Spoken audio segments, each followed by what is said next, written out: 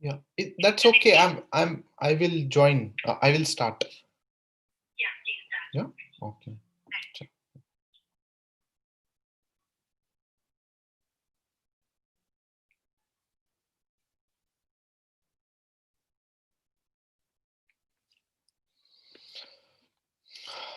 Okay. So let's begin.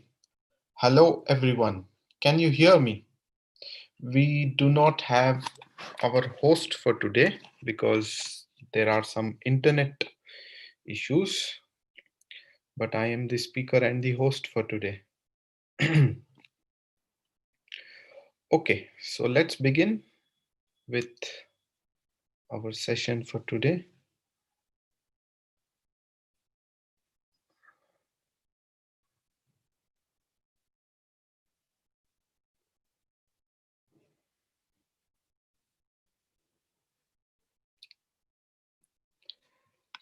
So, this is our topic for today, that is conversion of symptoms to rubrics. But I must tell you that before uh, converting a symptom into a rubric, it is very important that we know what symptom to convert and what symptom to choose from the various symptoms that the patient has given. That is very important. If we choose the right symptom, then conversion and searching that symptom in the repertory is a slightly easier job. But the more difficult job is to choose which symptom to convert, right? And when we think of converting, then I would like to start from the very beginning when uh, we start as a practitioner. Uh, the various things that go through our mind from the knowledge that we gain from our college. So what do we gain? We first, the most basic thing that we generally start with is we think, okay, for example, a patient comes to me with renal calculi. What do I do? What remedies? So then we tend to search for remedies which have renal calculi.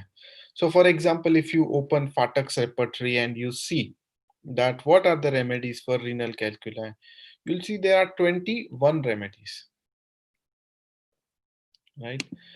Okay. There are 21 remedies. And then the question comes is, which one of these should I give? Hmm? Then we learn that you have to choose any one. You cannot give all. You cannot give three, four. You have to choose any one out of these. And to choose any one out of any one remedy out of all this, you have to rely on keynotes. You have to rely on the various symptoms of that remedy. That this remedy has these symptoms. This remedy has these symptoms. Based on symptomatology, you differentiate.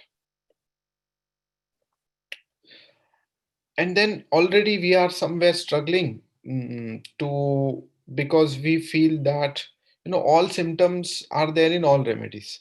There are one or two characteristic symptoms only, otherwise all symptoms are there in all remedies. So how do I differentiate? Then we are taught that to differentiate, actually then you should find what is the general. And there are various ways of generalization that we learn. First is Boning-Hussein's generalization, where we say if, if there is one modality in headache, and if you are not finding the same modality in renal calculi, you can use the modality of the headache. But then Kent comes and says, no, you have to not do grand generalization, but you have to do partial generalization. If you see two symptoms on in two different same symptom in two different areas, only then you should generalize it and not just grand generalize, like Boning-Hussein said, that you can just take the modality from the other symptom.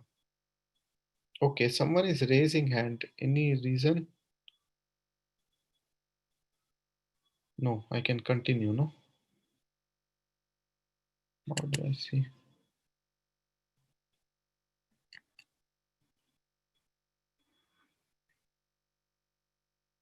How do I see that? Chat. Yes, I can continue, right? Someone please reply. All is well. All is well. Yes. Okay. So we are like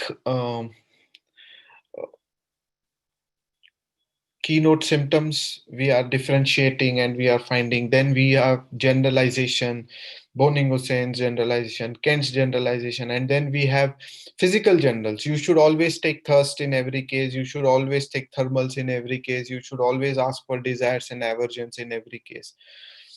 And then we are also taught that you have to also take mental symptoms. So you know what happens, we get too overwhelmed by all this and we feel that every author is trying to take me into different directions. Some say grand generalization, some partial, some only keynote, some only mind, some only physical, some only pathology, and we are all confused which way to go now. Hmm? So similarly, I was in the same state. And at that time, I saw one case after which, something clicked. I learned something from this case. After that, something clicked. So, this is a case of a middle aged man who came to me because he had been hit by his friend on his chest like this. He had been hit very hard on his chest.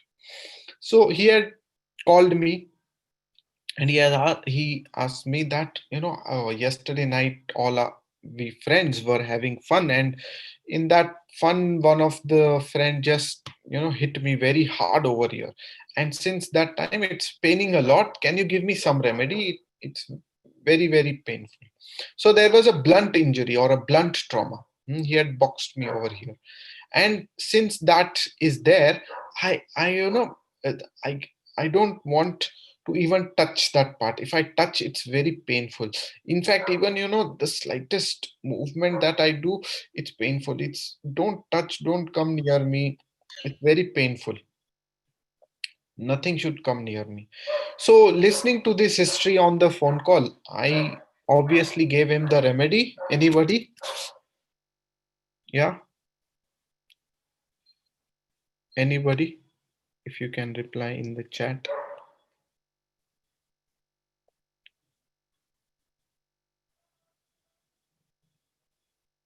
Hello? Hello? Am I audible? क्या चल रहा है? Okay. So, Arnika. Okay, thanks. Thank you, Arnika. Some of you them are writing that please enable the chat. So if we can please enable the chat. Right? So I gave him the remedy Arnika, and you see after Arnika he did not respond. And 2 days past, the pain is same. He's saying it's very sensitive. I cannot do anything. So I said, what happened here? Arnika to seemed very, clear to me. Hmm? So I called him. I called him to the clinic and I examined him and I saw what is happening over there. And I saw that in that area where he had got the blow, it was very red and it was very inflamed. And suddenly it came to my mind that actually Arnica has bluish black discoloration. No, bluish black discoloration after blunt trauma. But this patient has redness. So this became like differentiating factor for me that after trauma patient is having inflammation. He is having redness with tenderness and inflammatory signs. So we need an inflammatory remedy, not a bleeding remedy which has bluish black discoloration. Internal bleeding, when it happens, then you have bluish black discoloration.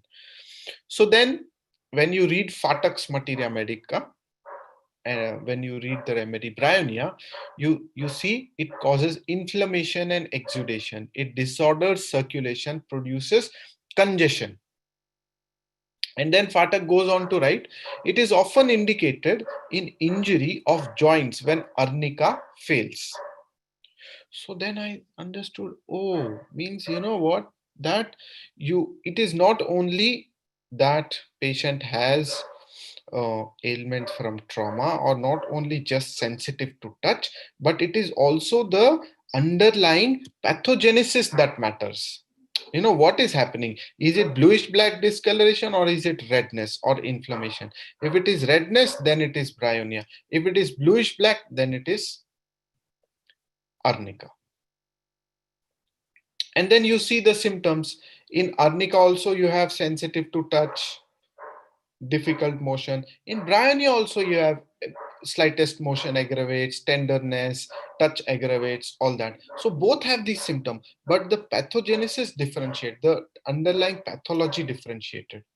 So this was like, shift. And this was the moment when I understood the genus. This is what Boger means by the genus of the remedy. You have to see what this remedy actually does in the body. Does it cause inflammation or does it cause bluish black discoloration or internal bleeding? This is genus, the pathogenesis.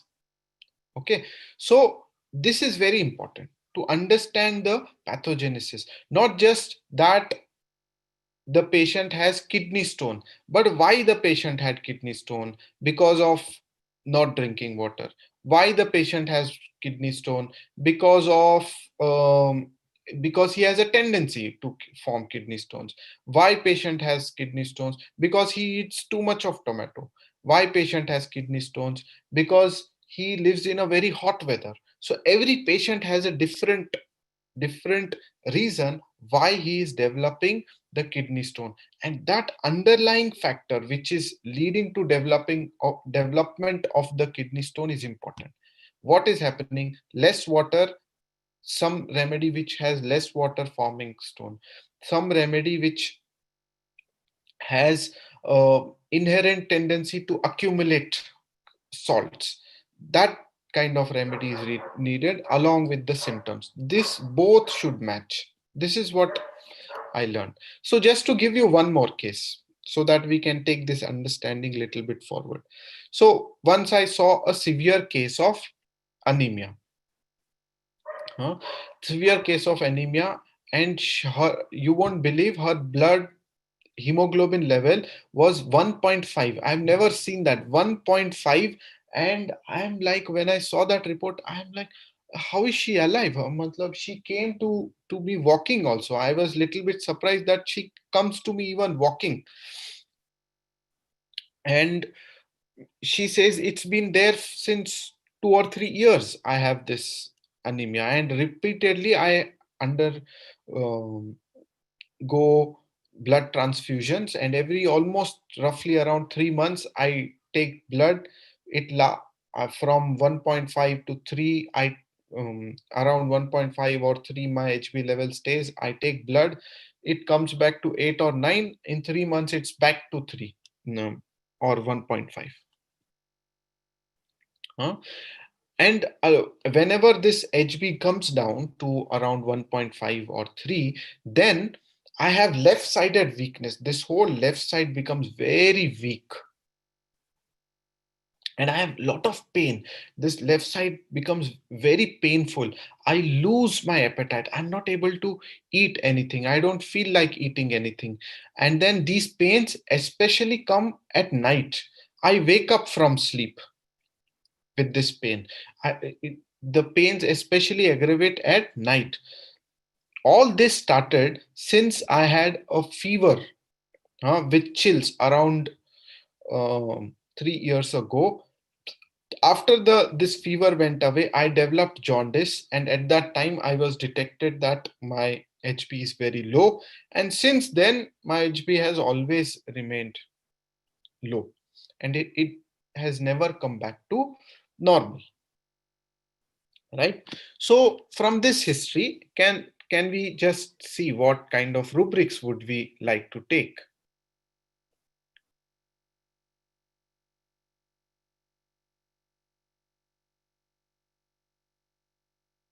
Phosphor. Let's focus on rubrics rather than remedy. Our topic for today's repertory conversion, no? So convalescence after jaundice, very good. Thank you. What else? What other rubrics can we take? Night, no, not remedies. Okay, left-sided symptoms or left-sided affections or left-sided weakness. Night aggravation, very nice. Left-sided weakness. Never well since. Yes, never well since. Never well since. Very nice. What else we can take? Anemia, okay, ailments from sleep disturbed, appetite wanting. So you see so many rubrics we can take. Never well since, anemia, left-sided complaints, fever followed by chills and jaundice. If we get such rubric, then to best. But it's very difficult to get such rubrics. Fever followed by chills and jaundice. Irsibit, can you find that rubric? Ailments from loss of vital fluids. So I did a very simple repertorization like generalities, anemia, huh? Generalities anemia, generalities weakness, generalities left-sided affections, night aggravation. Hmm? Like this I did, and you see there are so many remedies coming up, and I didn't know what to do. And also never well since, you can take so many other symptoms. And I felt, which symptoms should I really take? No, what are the symptoms that should be really picked up over here? And like I said, from the last case, from the Arnika case, I learned that you have to look at the underlying pathology. Why is this patient having such low levels of anemia? Why is he having? So what I generally do to understand why is this patient having such a low anemia, I will go to some clinical books and read low anemia. What are the various reasons? Or I'll go to Google and see low anemia. What could be the various reasons? And I keep reading, and then one of the reasons I found out was hemolytic anemia. In hemolytic anemia, what happens? This happens especially in malaria. And now you see this patient had very severe chills followed by fever, and then the jaundice developed. In malaria, what happens? That patient, the plasmodium parasite, it attacks the red blood cells and it destroys them. And during this destruction, there is severe chills followed by heat and sweat. And then after that, many times post malaria, you will see very low hemoglobin levels, and patient may also develop jaundice. So malaria followed by hemolytic jaundice, this I understood that actually in this patient this has happened. Because of this, she is developing all these symptoms. So I went, what I do at this point is I go to the repertory, I open, and I go into this search section, and I say, and I say here hemolytic,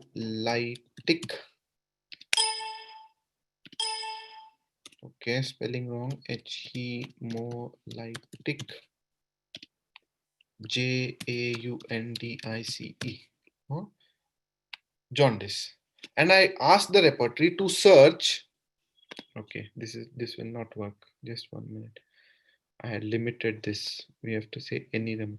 So what, in Mac repertory, you have this function where you search the rubrics with words. So I say, show me all rubrics which have hemolytic jaundice from all available repertories with any number of remedies in it. And I search. And then when you search,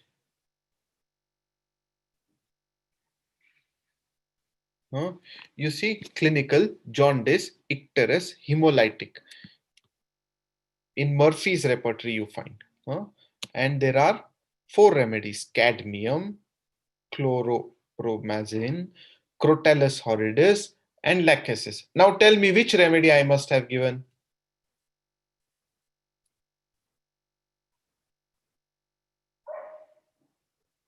Which lachesis? Very easy, no? Suddenly we can see all the characteristic symptoms: left-sided symptoms, night aggravation, never well since, hemol. And if you read lachesis from Borix Materia Medica, lachesis from Borix Materia Medica, you see,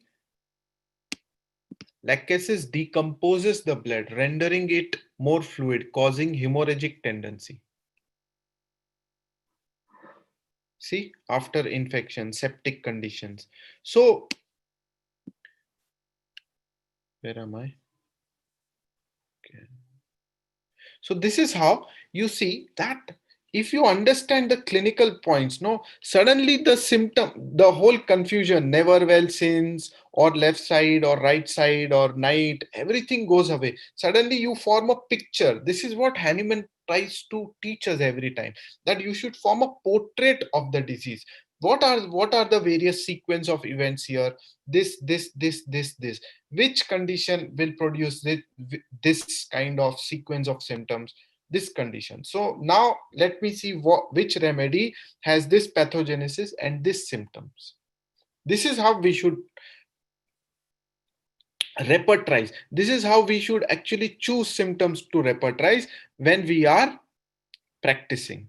So you see, then I take clinical jaundice, icterus, hemolytic, generalities, left-sided, and night aggravation. Only one remedy covers all these three rubrics, that is lachesis. So easy it becomes, no? There's no confusion here.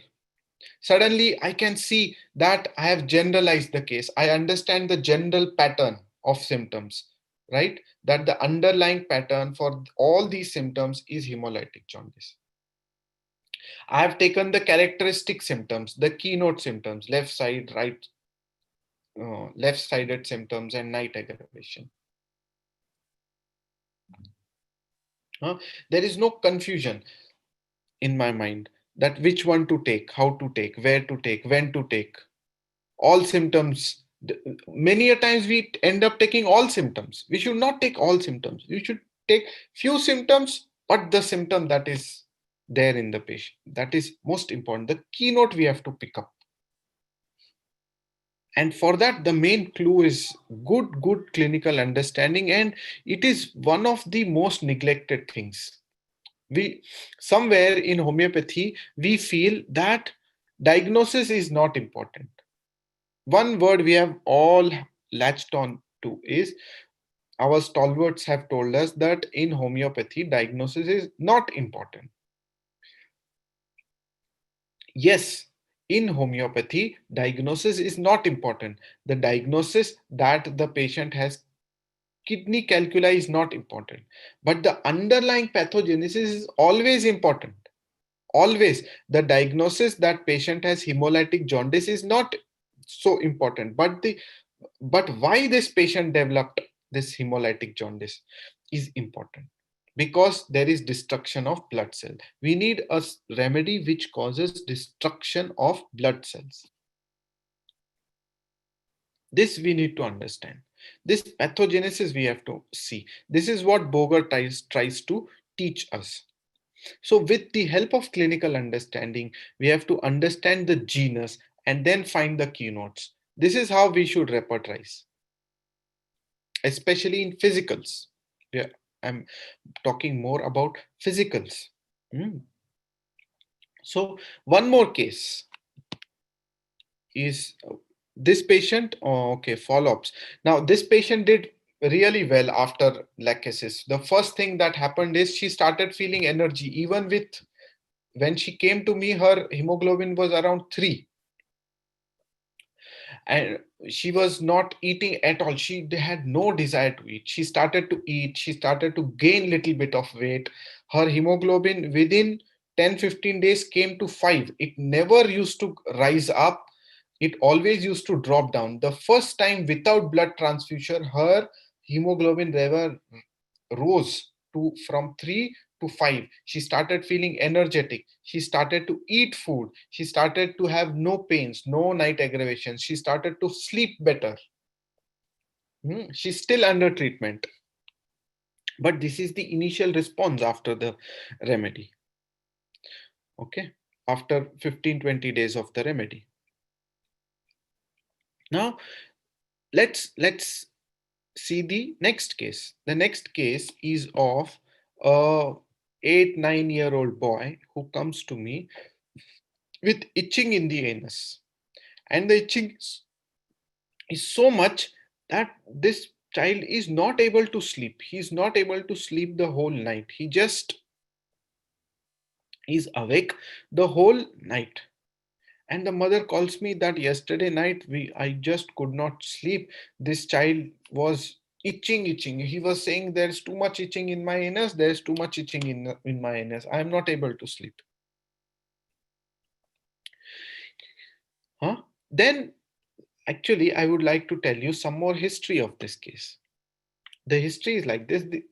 This child used to come to me for treatment for a very long time, since a very long time. And around 3-4 months back, before this itching complaint, he once the mother brought the child, and she said that this child, he was in the school and he started saying that there is some itching and urgency. I have a lot of urgency to pass urine and stools. And so I just could not control, because the teacher was not sending me from the class. I was waiting for the class to get over. I was in the school, and I could not control after some time, and I passed urine and stools in my clothes. So they called my mother, and I went there. And again in this case, what happened? I saw this symptom, and I felt this is involuntary um, stools, and this is a keynote of aloes, and I gave him aloes, and for a few days he did not come back. So I felt all is well. I felt he has responded to the remedy. But again, after few days, this repeated. So after a month or two, it repeated. So I repeated the same remedy, and again everything seemed to be okay. And then this itching episode comes where he's saying that I'm not able to sleep the whole night, etc. Now, this patient was also coming to me with another complaint. He had nasal complaints where he had thick, swollen crusts inside the nose, and he had difficulty in breathing. He felt there's blocking of nostril. I'm not able to breathe properly, right? So, again, in this case, now can can you tell me what rubrics can we take? Okay, so I have shared this case in the past. So many of you know this case. Okay. Teucrium case, many of you know it.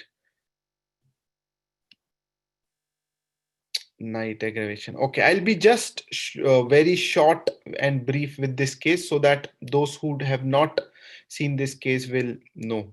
Hmm? Okay, okay. So after this, all new cases only. I have not repeated any of the cases that come afterwards. Itching. I have not seen.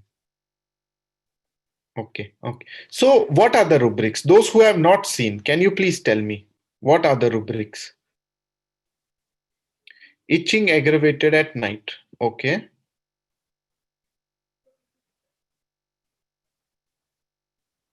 Sleeplessness, urgency, stools after,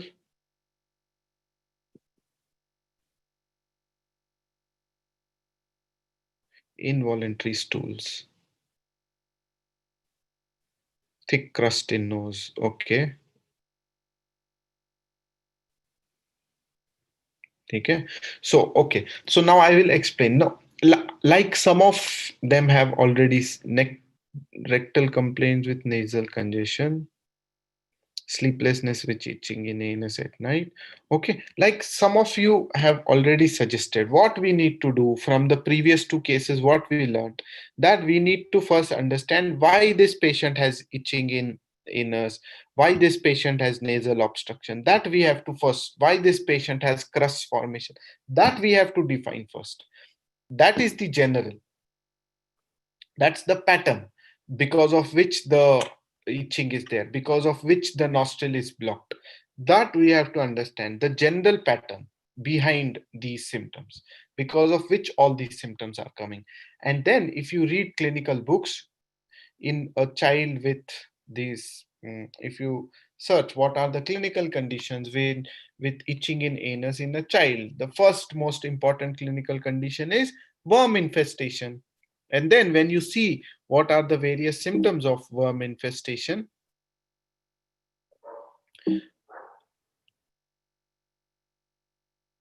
mm, what are the various symptoms of worm infestation, you'll see that there is itching in anus, itching in nose, loose motions, diarrhea, involuntary stools, involuntary urination. All these are symptoms of worm infestation.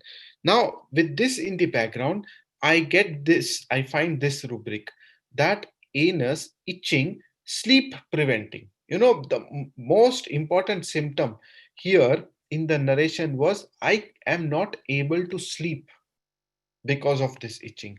And if you see, there is only one remedy in Fatak's repertory for this rubric, and that is teucrium. And if you read teucrium from Fatak's Materia Medica, it says it has nasal and rectal symptoms, and it is a good remedy for threadworms.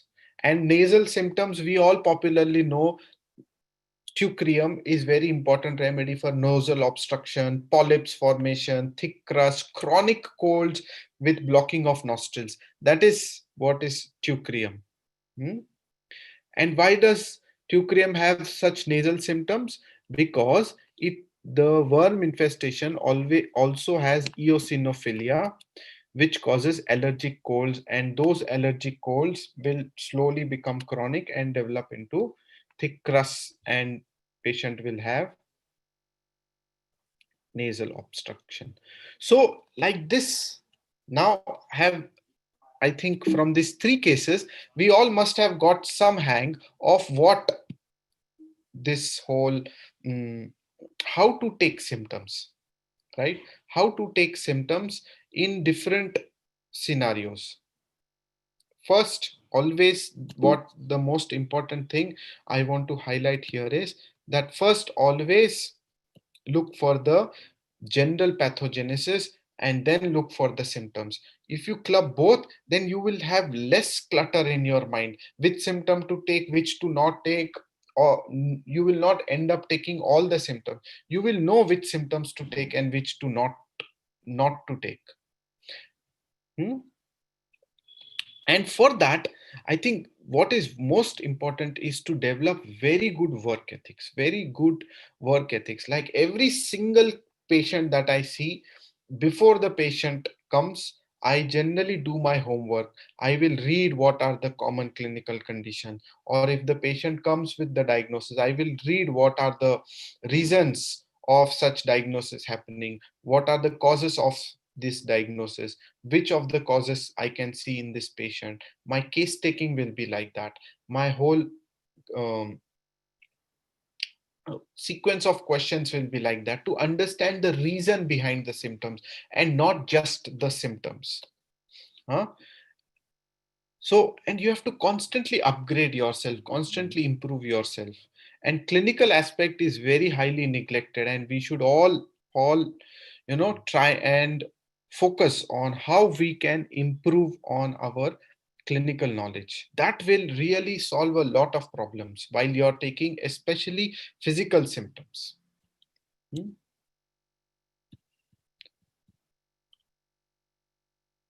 So this is how we have to repertorize. We have to repertorize first and have clinical understanding, and then we have to see the physical generals. Like for example, patient has diabetes and you see that the thirst is increased. It's not so characteristic. Or patient has thyroid functions, thyroid dysfunction, and he has hyperthyroidism, and he is thermally very hot, common. But patient has hyperthyroidism and patient is chilly, very characteristic. So like this, in every single symptom that comes to us has to be analyzed and evaluated. You have to look at context. सबको context देना चाहिए. Everything should be given context. In this background, is this symptom characteristic or is this common? Is this common for this clinical condition or is it not common? If it is common, we will drop. If it is uncommon, we have to pick those physical particulars. So most important thing is this analysis and evaluation. Very good analysis and evaluation has to be done. If we do good analysis evaluation, then we will know which symptoms to take. Hmm? And once you know which symptoms to take, then comes how to search those symptoms. Hmm? Like I showed you, software repertories you can use. One is reading and familiarizing yourself with um,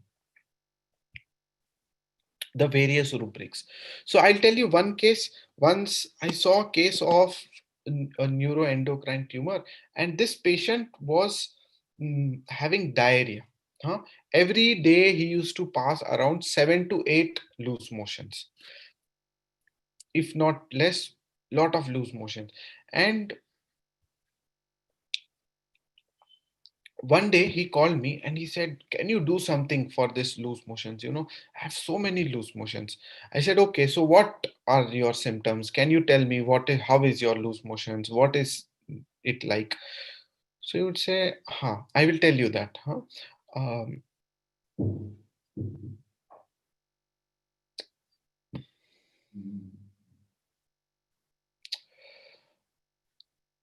what is your symptom?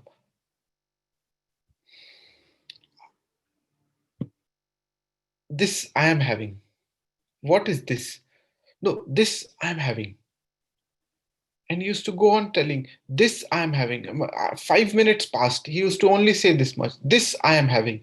And I used to feel, what is it, what is this I am having, and I did not even know what symptom to take.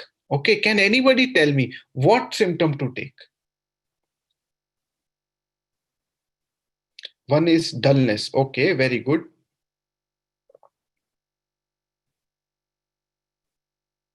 Anybody else? What symptom will you take? Patient is saying, this I am having. Cannot finish sentence. Sluggish mind. Very good. What else?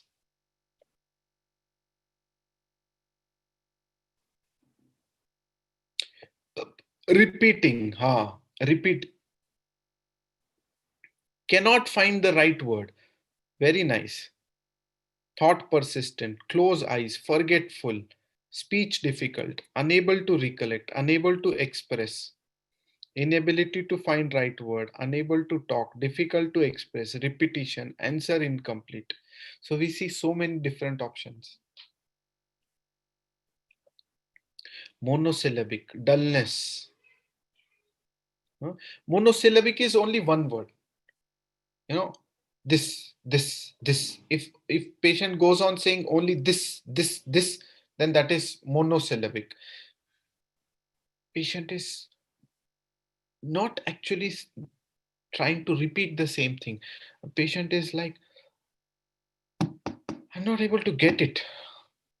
Oh, I want to tell it. From his body language, you can see that he's telling that I'm not able to tell it. I want to tell it to you, but I'm not getting it. This thing I want to tell you. This thing I want to tell you. How? What is that thing? What is that thing? I want to tell you this. What is that thing? This is what patient is telling. What does this mean? Word searching. Okay. Cannot find right word, recall cannot. So after lot of thinking, I uh, lot of thinking, I uh, um, I realize that this is not able to recollect. No, patient is not able to remember. He's wanting to tell, but I'm not able to remember the right word, or I'm not able to remember my symptom, but something he's not able to remember and he is not able to tell. So then what I did, I said, what do I do with this? No, I don't know what to do with this. So I opened and started reading memory loss. Okay, and I started reading various rubrics of memory loss, and I couldn't reach anywhere. Okay, so what to do? So I just kept reading, huh? Very interesting this is. I kept reading memory loss. Now I don't know, because as it is, patient is not giving any more symptom because he cannot remember anything. Okay. So what I did, I sat in front of him, and I think it was Murphy's Repertory or Complete. I don't remember which Repertory, but let's try. Maybe Complete. So I opened Complete and I started reading. Forgetfulness or memory loss? Memory weakness of. Okay, there's only forgetfulness. Okay, then I don't think this.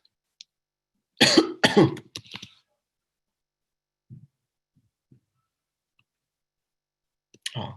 So you see here, then I kept reading this forgetfulness rubric, and I suddenly reached this rubric: loss, forgetfulness or memory loss, loss of animal fluids from. And there were remedies like Sina, Naxwamika, and sulfur. So I asked this patient, how is your loose motions? Can you describe? So he says, I have to go every time. I feel, that I am not able to pass my bowels completely. I just feel it is incomplete.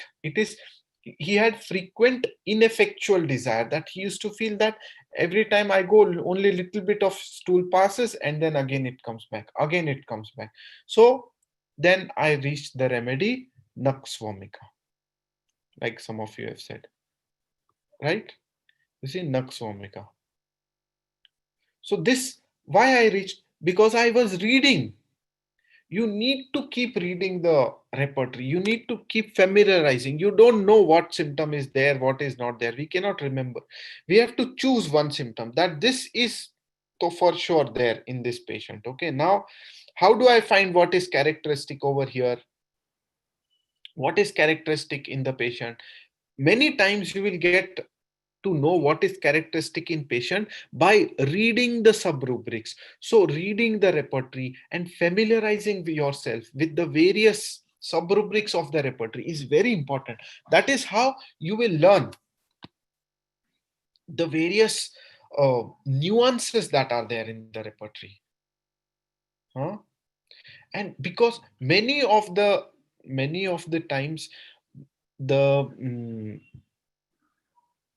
the cases that I am able to solve, because I have read the repertory repeatedly and I know this symptom, in this symptom, this remedy is there. Like one case just offhand I remember is one patient came, he had urinary problem. He had obstruction in urine and he had recurrent infection of urine.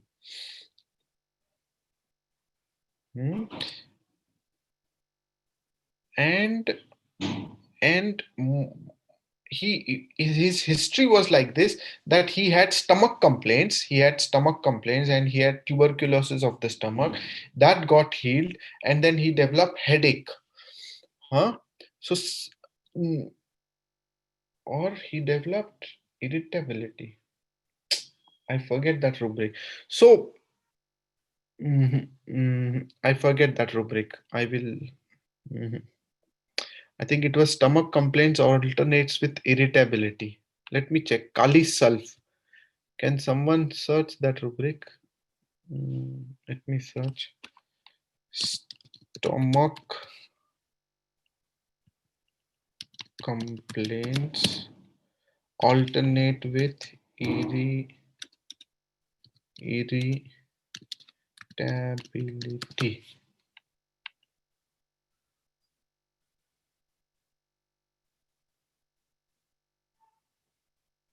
Okay.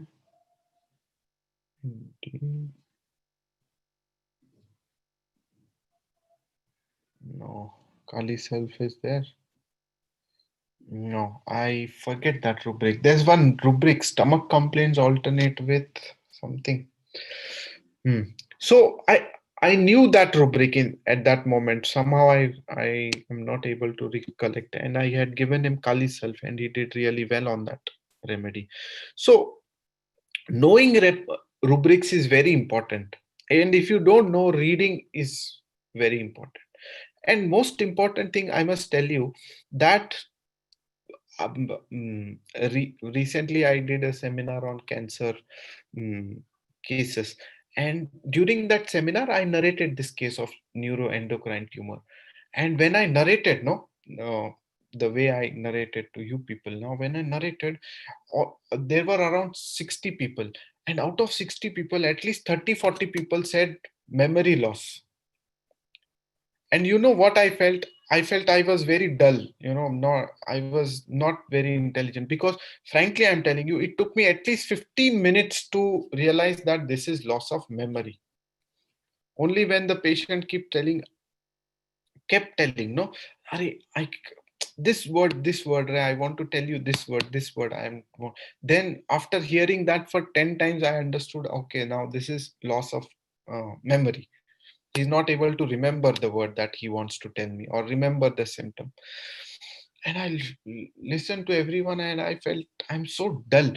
And at that moment I realized that homeopathy is more for hard working people rather than for very intelligent people, huh? Like Dr. Sankaran says, no, that it is for stupid people, people who can keep listening to the same thing again and again and again and trying to understand, make sense of it, rather than intelligent people who will listen to one once and then they will try to pick up, huh? We should work hard and read the repertory. This is one. So this is how I wanted to talk about the physicals. So now let's talk about some cases with relation to mind. Hmm. And here again, uh, first I would like to share about, like we did in the physicals, how to choose symptoms, rather than what, how to choose the symptoms is very important, as we did in physicals. So let us first define the problems. When we start to take mental symptom, no, first impressions we have is that mental symptoms are more important than physical symptoms that we all have in our mind. It is a myth, like diagnosis is not important. Okay, so we all feel diagnosis is not important. I hope today all of us realize that it is, maybe diagnosis is not important, but looking at clinical aspect and the underlying pathogenesis is very important. Hmm. All mental symptoms are general symptoms, no, all so every mental symptom you have to take, all mental symptoms are important. This is one more thing that we have. Then we have confusion, because there we have to take all symptoms, which one to take. If all symptoms, then there are so many mental symptoms, there have to be some guidelines, no. In physicals, at least we have, you choose the general symptom, you choose the keynote symptom, some guideline is there. In mental, you are saying everything is important, and because everything is important, we are too confused, we feel it's too difficult, so we go to learn from someone. And then we see there are so many people teaching, and every person has his own method, has its own way of looking and interpreting and taking mental symptom, and it is becoming too overwhelming and difficult for us to choose symptoms for the patient.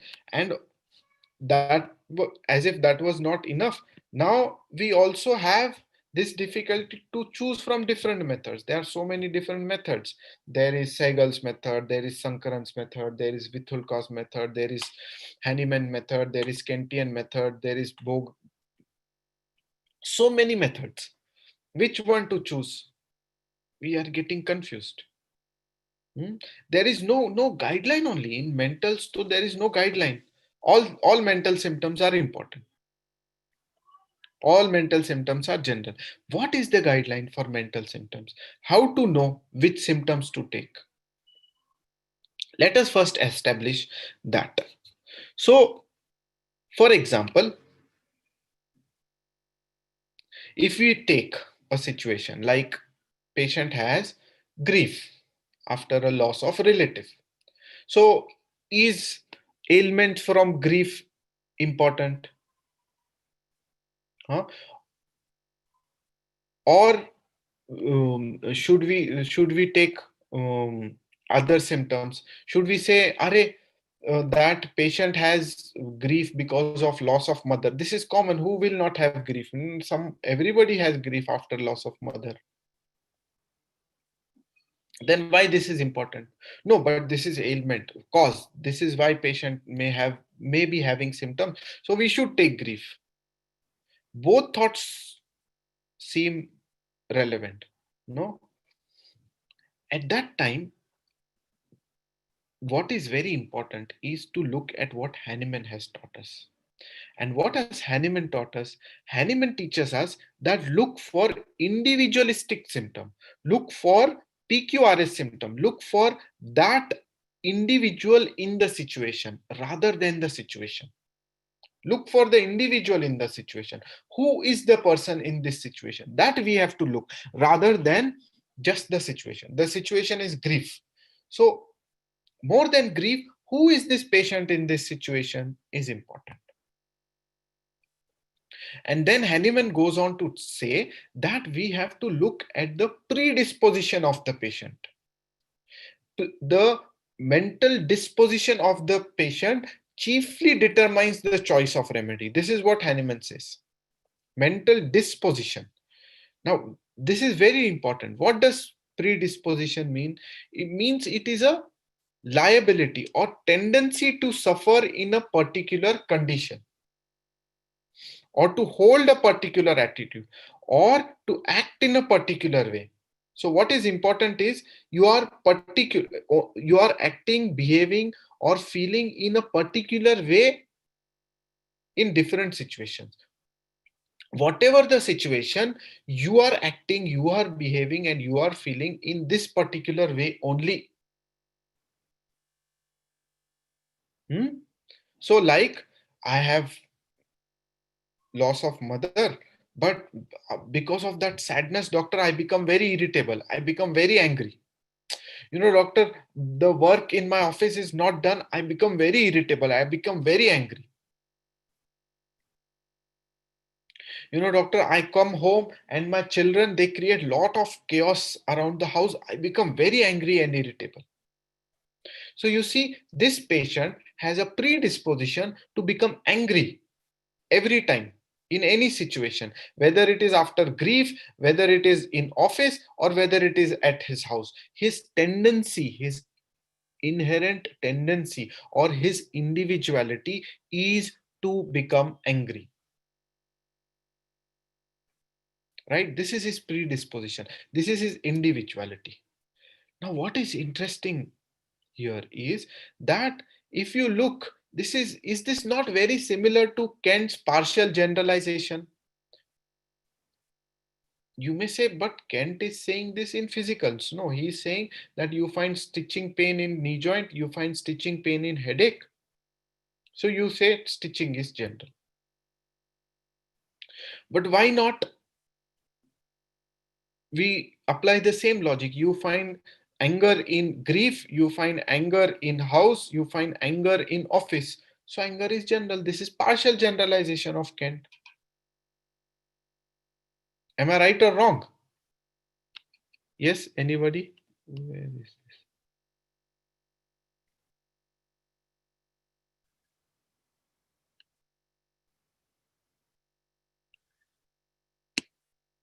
Huh? This is very similar. Okay, thank you.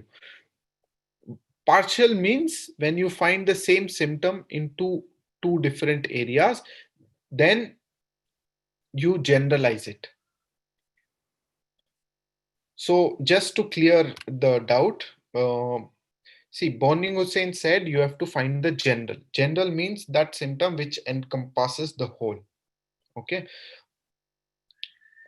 The only problem with this is that Boning Hussein said that any symptom, any symptom. So for example, patient has headache with stitching pain, and you ask what is happening in your knee joint. He says it's painful, but I cannot tell you the sensation. So Boning Hussein said you can take this stitching pain you found in the headache and say patient has stitching pain in the knee joint. This he called as grand generalization. Okay, but Kent said this is too risky because the patient has not told you that there is stitching pain. You are generalizing it. So Kent altered it and he said you should partial generalize. Means if you find stitching in knee and head, then you say this is the general. So the name for this is partial, but actually you are finding the general. Am I clear? Acha, this is Adil.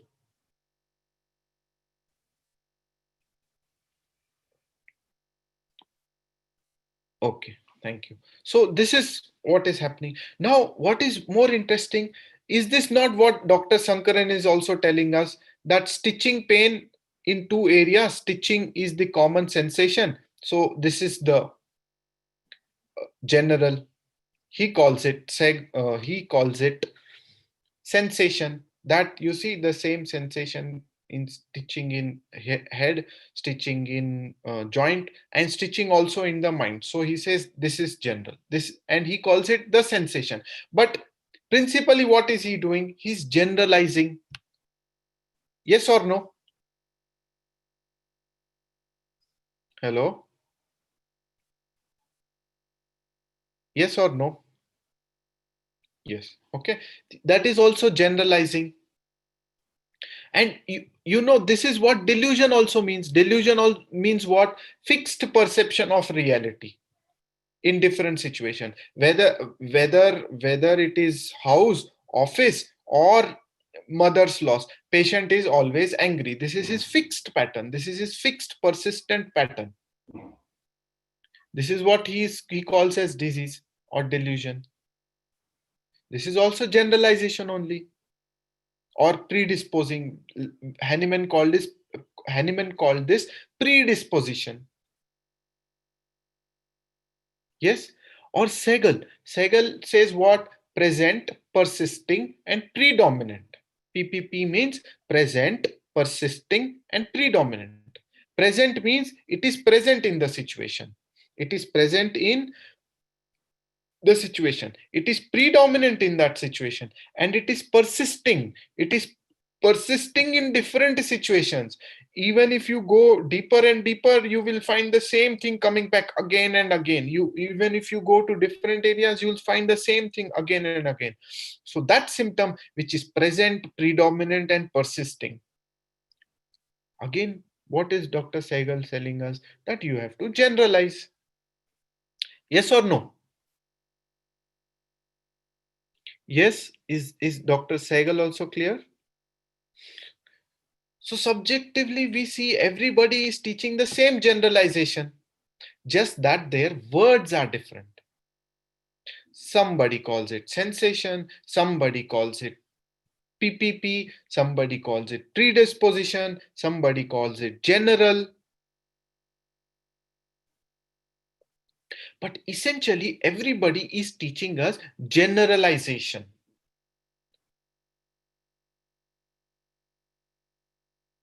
Huh?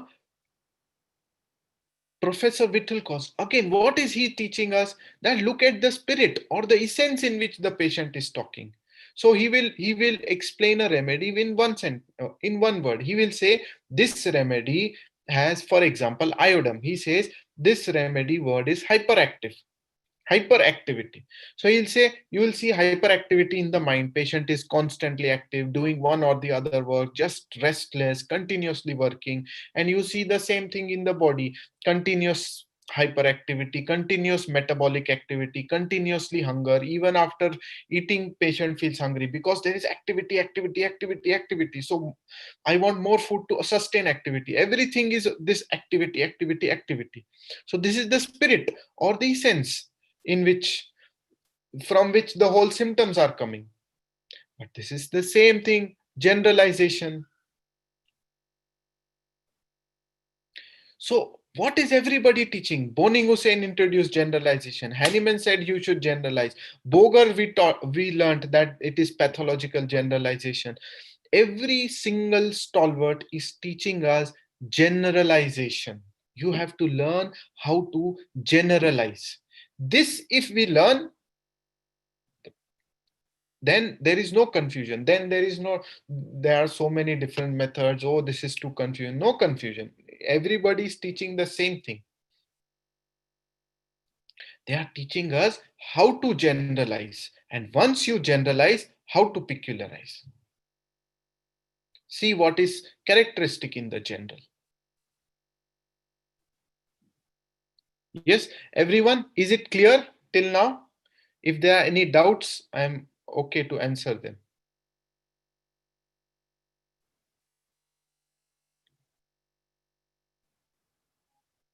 Okay. So everybody is teaching us generalization. So what is the, where is the confusion coming? If everybody is teaching us that you have to find the general and you have to find the peculiar, why is there so much of confusion? Dr. Prashant, I have already done, maybe in the end of the lecture, I will talk more about difference between grand and partial generalization. Huh? Why is there confusion then? The confusion is because there are different methods to generalize.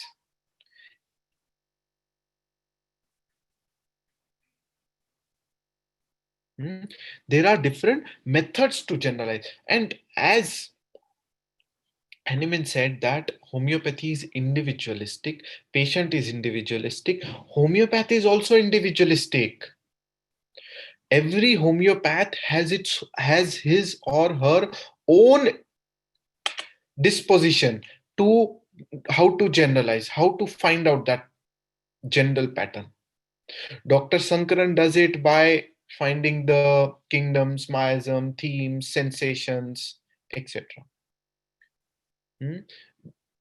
Professor Vithalkos wants to do it by finding the that one word which encompasses the body and mind. Boger wants to do it with by finding out pathological gender.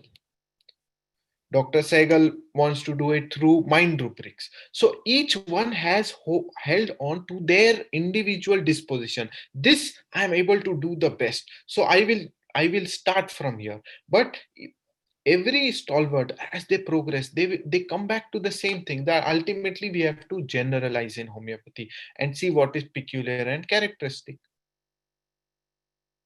Similarly, each one of us has to develop our own individualistic style. We have to learn different methods, but we should not follow any one method. The whole problem starts when we say that I will only do this. I will only do mind rubrics. I will only do physicals. I will only do sensation. I will only do anything. Only is problem. And the only problem is you will find results only in those types of cases. Because in some cases, the sensation may be clear. In other cases, the rubric may be clear. In some other cases, the emotion may be clear. In some other cases, the drug picture may be clear. You should be open to whatever comes.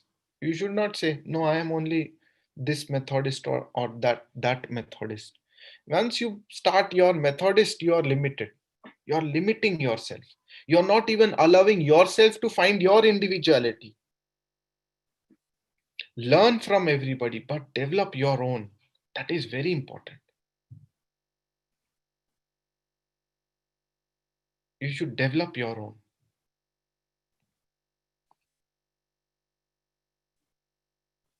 Hmm? So now, if we see, we are saying the same thing, whether it is body or it is mind. Huh? That first find the general and then find the peculiar, right? All of us are clear in this. So now let us come back to mind and see how to repertorize in mind. So before we start with cases with regards to mind, just a small recap. So what we need to do, what is the guideline, how to find characteristic symptoms or how to generalize in mind is, first, in any situation, whether it is grief or whether it is anger, whether it is whatever the situation. Always search for the individual in the situation rather than the situation. Don't take the situation as the symptom, but take the who is the person in the situation. That is where the PQRS characteristic symptom lies. If you see that individual in one situation and then you go to another situation and again you try to see who is this individual in this situation, and then again you go to another situation and again you see who is this individual in this situation, you will see from this two three situation one common pattern coming up, which is what different authors call in different ways, whether you call it general or predisposition or sensation or essence or spirit, whatever you want to call, you can call it, but essentially it is generalization. Hmm? So now let's begin with cases. All clear? Just one yes or no. If any questions, I'd like to answer with regards to the learning, and then we go into the cases. Okay, okay. Thank you. Just wait if any doubt comes.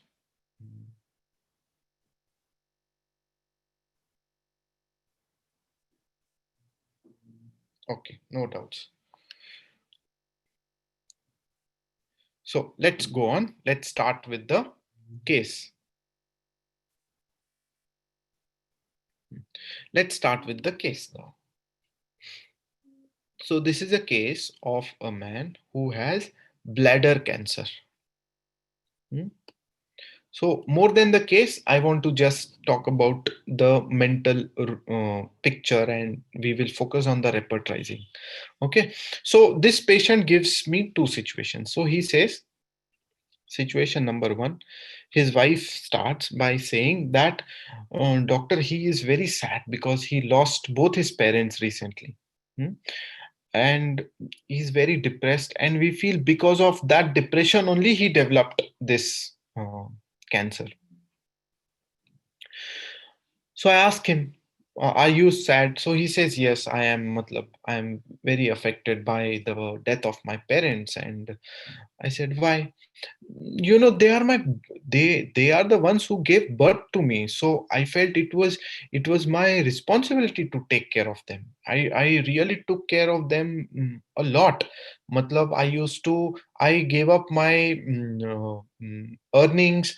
I shut down my shop, and I sat at home, and I would take care of them. I would feed them, I would give them medicines, I would clean them every day, and I would do this for at least 4 5 months. I did this for them, and then they passed away, and I feel very bad that they have passed away. But I have one thing, I'm happy, doctor, that I did good. Matlab, I really served my parents very well, so I'm feeling very nice about that.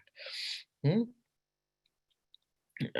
And I felt it was my duty to do it, so I did it. How can I neglect my parents? How can you neglect your parents? They have given birth to you, so you have to take care of them during their old age when they are weak. And I feel very bad, doctor. Nowadays the youngsters, they don't care about their parents. They don't care about these old people. I see this, the way the youngsters talk with their elders, with their old people. I used to go in work in a mobile shop, and in that mobile shop I would see that the grandmother and the grandson have come, and the grandmother is saying, I'm not understanding how to operate this mobile, and the grandson would say, you idiot, you will not understand, and in front of everybody they would insult, and I would feel so bad. Why are you treating your elders like that? They don't know, that is why they are asking you. What wrong have they done that you have to abuse them in front of everybody, you have to insult them in front of everybody? This is wrong. I feel so bad. This is absolutely wrong. Hmm? You hit People hit, people see that this is a weak guy, they will slap him. He cannot do anything, so they will hurt him. Handicapped people, I see, the people will kick the beggars on the street. He's handicapped, he can't even stand up, and you're kicking him, you're hurting him. I feel so bad, I feel all this is so wrong. I'm very affected by all these things. But then I feel like, I get very angry, and I feel I should do something, I should harm these people, I should hurt these people, I should tell them what they are doing is wrong. But then I feel, if I also start hitting, what what is the difference between me and them? I am also doing violence then. So then I sit quiet. I said, no, I will not do anything. I tried to explain if possible. Otherwise, I just sit quiet, and I feel very bad, and I feel very sad inside myself. This is the first situation, right? Now, situation number two. Second situation. So he tells me one more incident where he says that I used to run a stationery shop where they used to sell pencils, crayons, rubbers, etc. Hmm.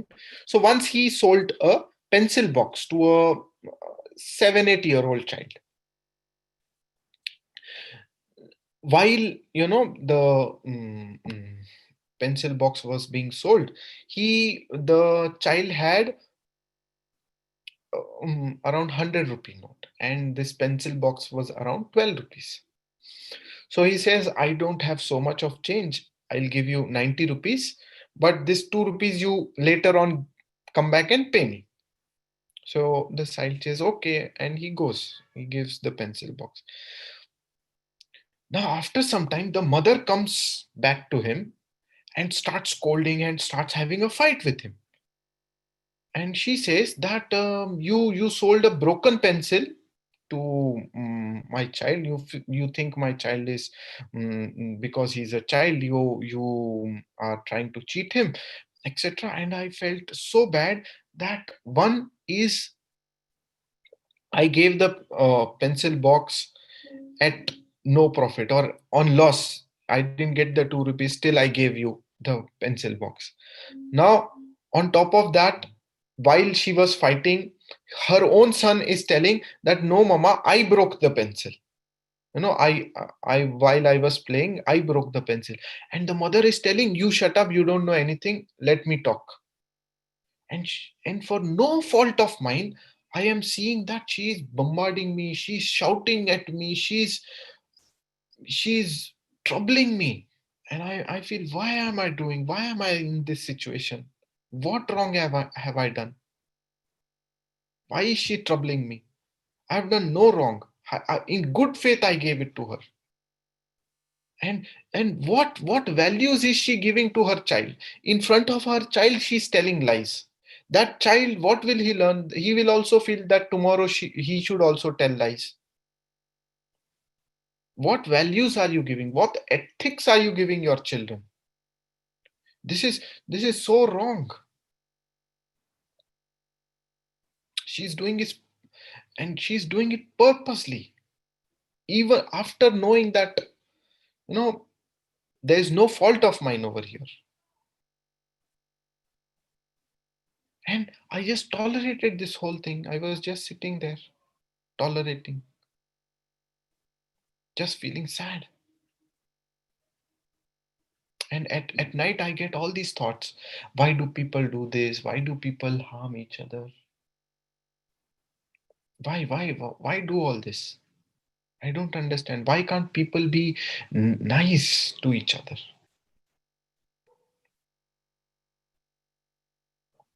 Hmm? So, now that you have heard both the situations, can you tell me what is it that we need to do?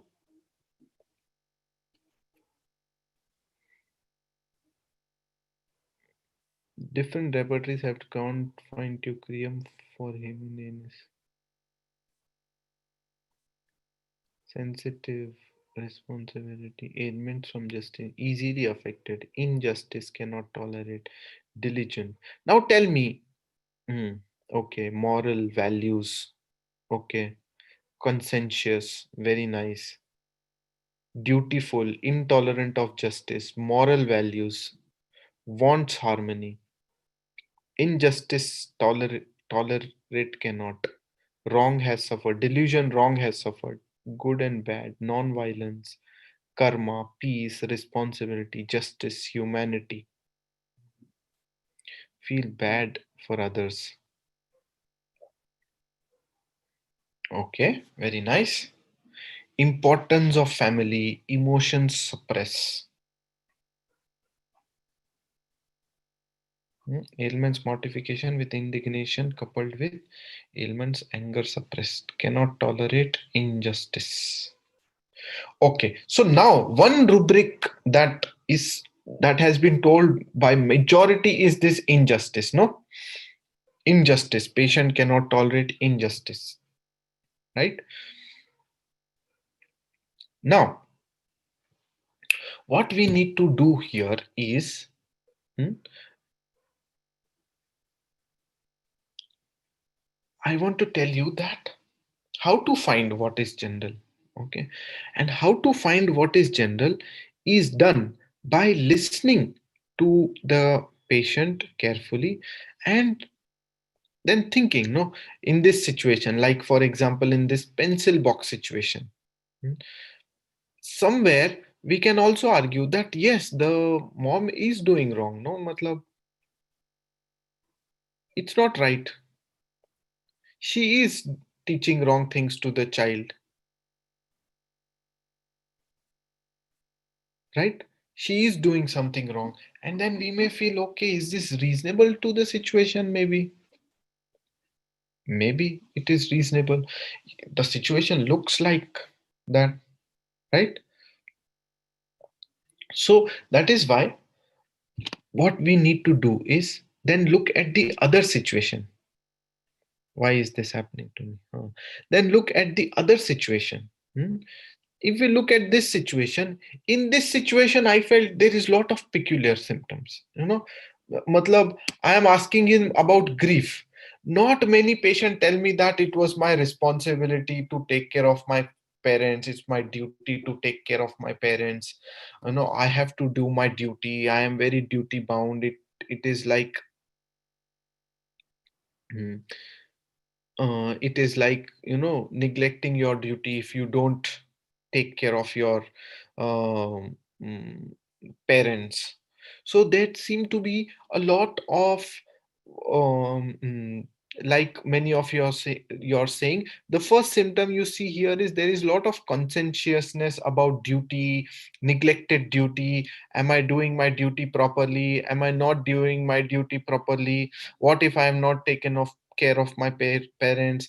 And then you see the same thing repeating in other areas, no, like when he is in the shop and he sees that this is right, this is wrong, the youngsters should not insult the elders, they are not doing the right thing by insulting the elders.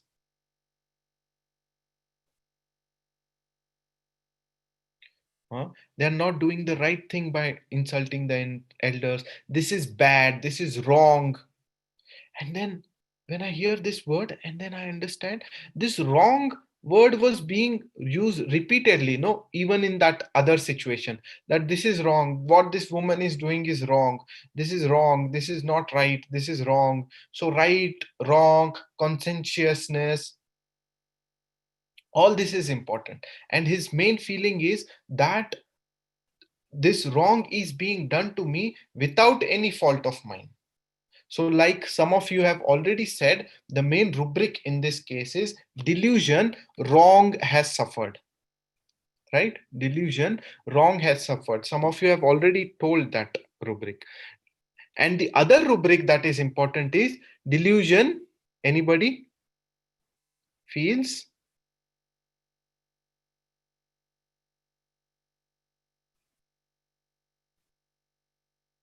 Hmm? The other rubric in this case is neglected duty.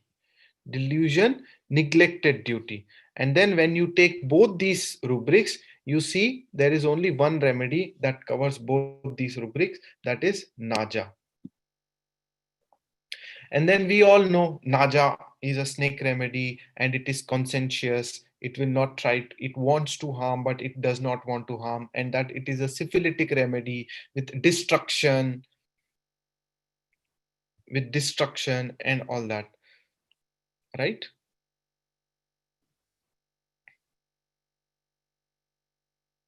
Delusion, neglected duty, because he had this very strong fear, no, that what if I had not taken care of my parents, it is my duty to take care of my parents. And his fear was that what if I don't fulfill my duty.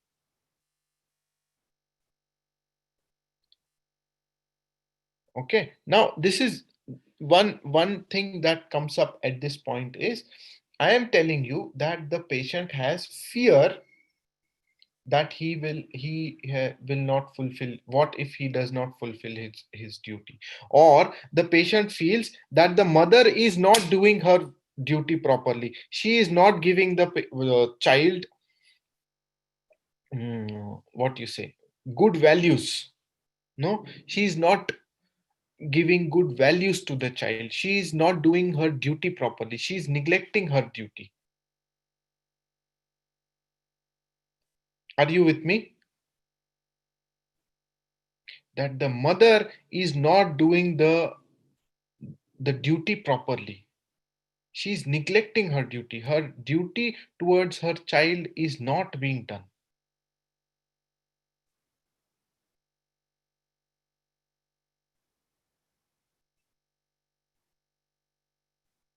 right? And then when you see this remedy naja, and then you see the themes of animal kingdom, like, victim aggressor, that the strong is exploiting the weak, that the strong is harming the weak, the weak are not even able to retaliate, the weak is being harmed by the strong.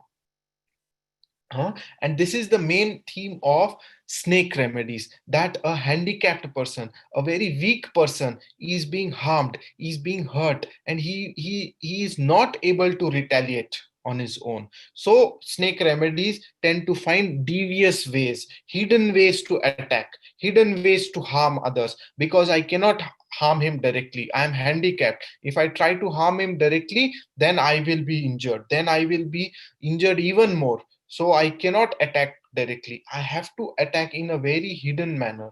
Obviously we don't see the hidden themes over here, but we see this theme, that the weak or the handicapped are being exploited or are being harmed by the strong people. That is the strong and weak theme of animal remedies, or survival of the fittest. There is, who is strong here, who is weak, strong and weak, this is very important issue of animal remedies. How is it appropriate to take delusion, neglected duty? He looked after his parents. Yes, he definitely looked after his parents, but his fear was, what if I don't look after my parents? It is my duty to look after my parents. And so the next argument will be, then you can take fear that he will not be able to fulfill his duty. Why did you take delusion, neglected his duty, right? And there is one logic which applies over here. It is like this, that if you are scared of cockroaches, I am fearful of cockroaches. Okay, so if I see a cockroach, oh, I get scared. I get scared. I'm fearful of cockroaches. This is fear of cockroaches. Now my fear increases even more, and I say that when I see cockroach, no, doctor, then that cockroach, that fear of cockroach is so much that I start to even dream of cockroach, and I dream of cockroach, and I feel, oh my god, and I wake up from the dream, feeling that, oh my god, there is cockroach. Sometimes this fear becomes so intense, no doctor, so intense that I start seeing cockroaches everywhere. I still, is there a cockroach over there? Either, maybe here there is a cockroach. Oh, there is a cockroach. So I start to see cockroaches when they are not there also.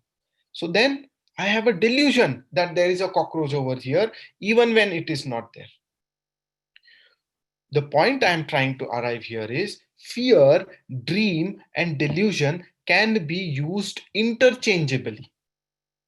If you cannot find fear of not doing duty, or if you cannot find dreams of neglecting duty, then you can also take delusion neglected duty.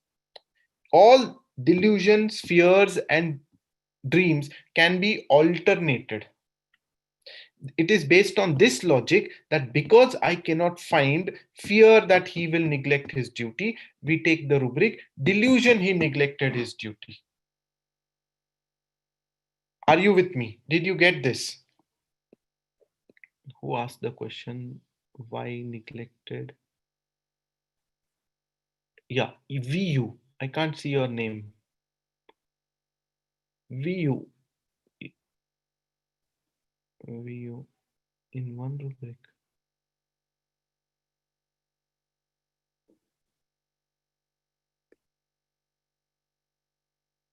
Okay, Vidya, did you understand? Dr. Vidya, not completely. Can you tell me what you did not understand? I will try to explain. Yes. So that's what I'm saying, that fear, delusion, dream, and delusion are intensified. I have fear only when I see. I have so much fear that I even start having dreams. So the fear has intensified and I'm having dreams. The fear has increased so much that not only in my subconscious mind, I am also seeing the cockroaches now. So it is like the same thing's intensity has increased.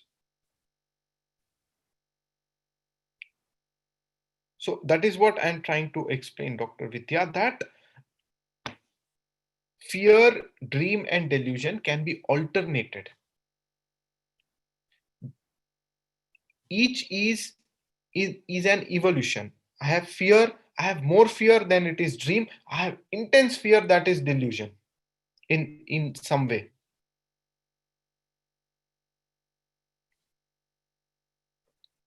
But if the intensity is too much, I start seeing, dreams, cockroaches. Mind dreams, cockroaches, mind cockroaches off. I didn't get what Adele has sent. Okay, I hope you understood this. Yes, Dr. Vidya. Anybody else has any other question? Dr. Bindra has raised hand for Dr. Trupti. Thank you. Okay. So let's move forward and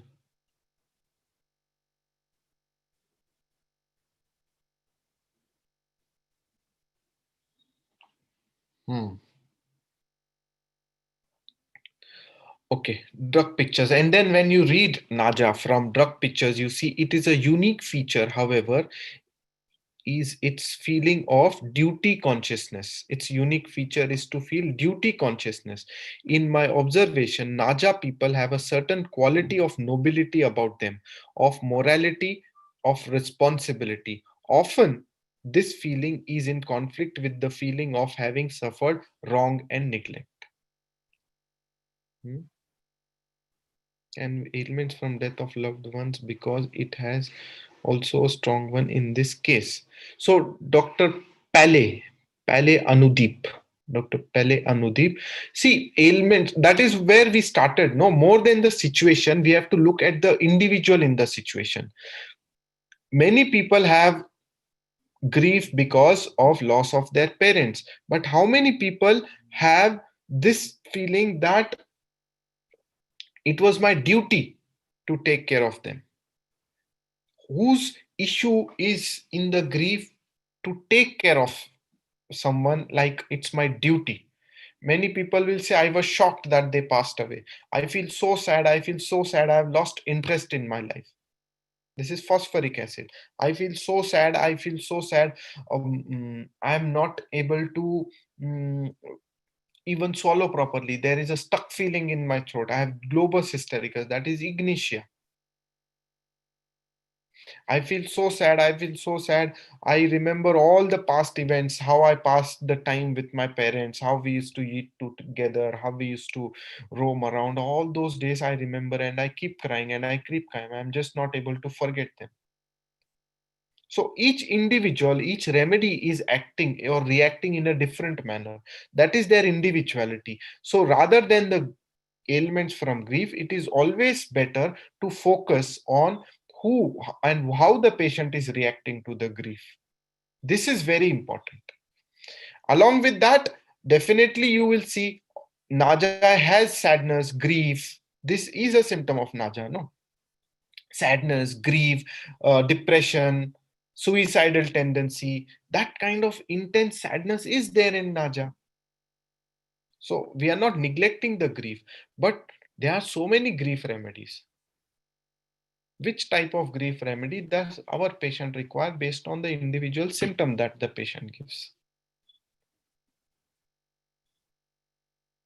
Yes, you will find this rubric in Kent's repertory rather than complete dynamics. If you open Kent's repertory, you will find these.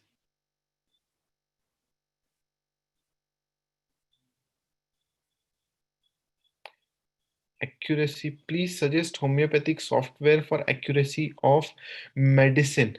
Um, Dr. Preeti, there is no such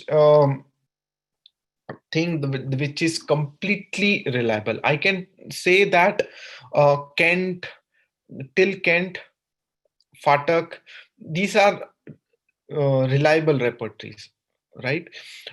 The newer repertories that have come up, they are more, what do you say? The newer remedies are more like encyclopedias where they have taken information from everywhere and they have put it into it. So, because there is so much of information, the reliability is slightly less in all newer repertories. But it is information which you have to always check, you have to always verify and see from different angles of the case whether it fits in properly.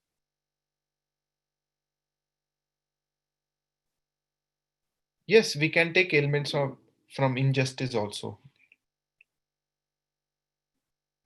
Who does not have rubrics that are mentioned?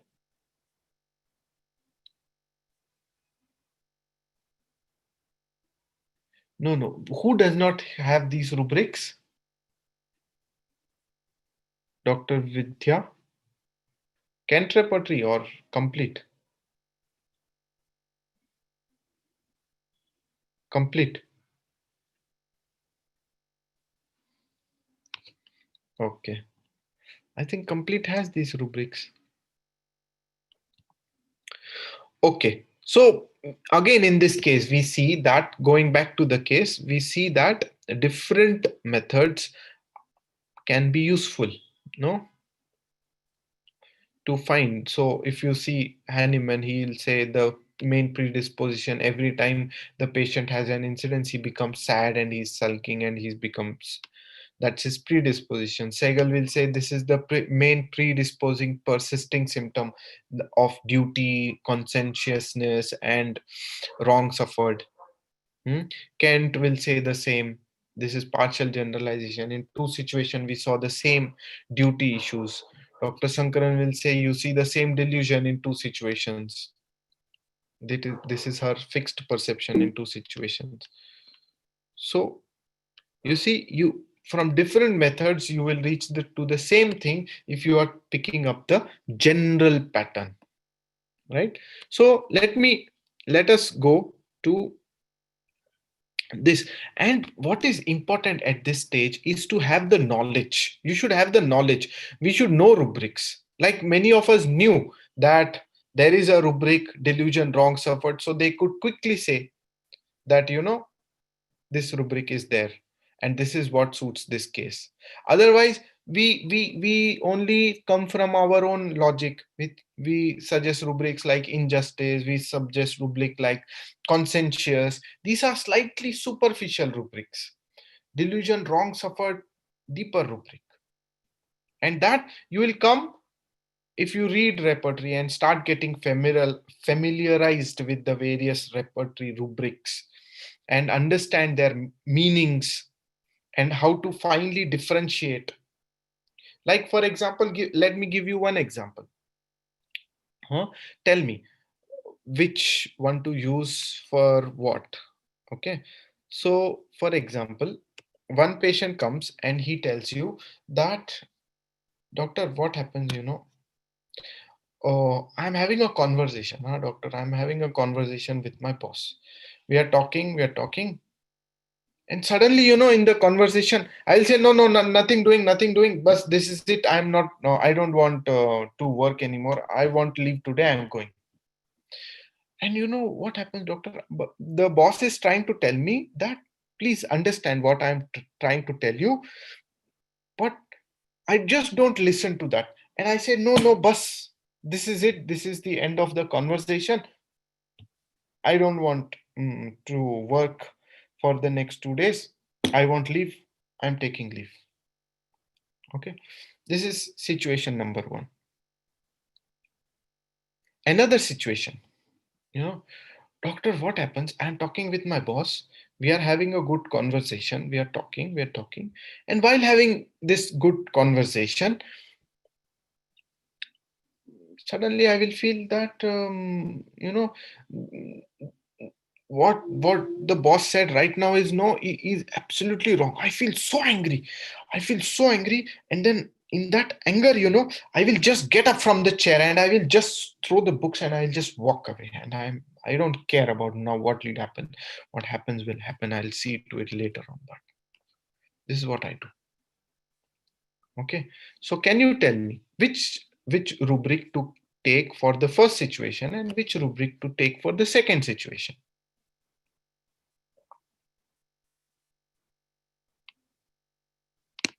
Hmm?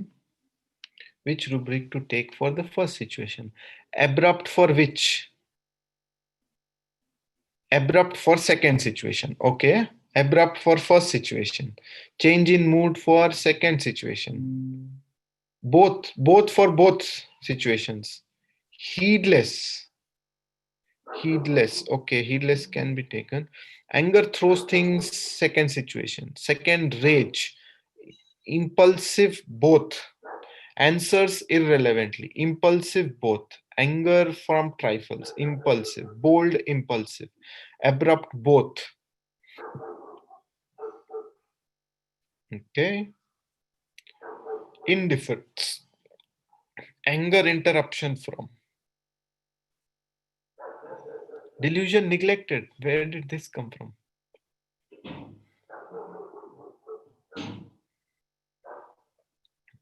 Okay. Now, this is where learning the repertory, knowing the various rubrics, and knowing their fine differentiation is very important. Hmm? And if you read Dr. Segal's, Dr. Segal actually started this, and we can always improve on it, learn from him, etc.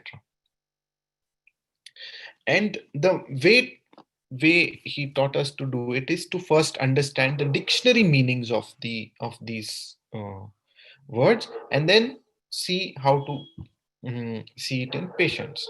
So if you take the dictionary meaning of the word abrupt, if you take the dictionary meaning of the word abrupt, then you will understand abrupt means to rupt, means to rupture, is to break. There is one thing and you just break it. And abrupt means suddenly break it, suddenly break.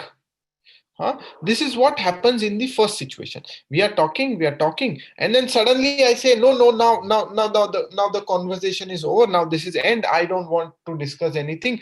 I want to leave. So you are ending the conversation abruptly. You're not even listening to the what the boss has to say. You're just ending it. To end something or to breaks the conversation or to break the continuity of the conversation is abrupt. To break it, I just broke it into pieces. I just ended, end. No more discussion. This is the end of it. This is abrupt when you break a conversation. Now, in the second situation, what is happening is he's telling you that something the boss said that I became angry. So here he gave an emotion. In the first situation, there was no emotion. Here he gave an emotion. He's saying, I became angry. And in my anger, I got up and I just pushed things and I walked away. Okay. One way of taking it, anger, impulsive, and one anger, impulsive, and another symptom is anger with, throwing things. This is what is important, that in the second scenario you have to take impulsive. In the first scenario you were taking abrupt. This fine differentiation of rubrics is very important. This you need to learn. This you will only understand if you actually sit and study and differentiate between two or three or four rubrics, close rubrics, fine differentiation that you have to learn. Especially in mental symptoms, you'll have to do this.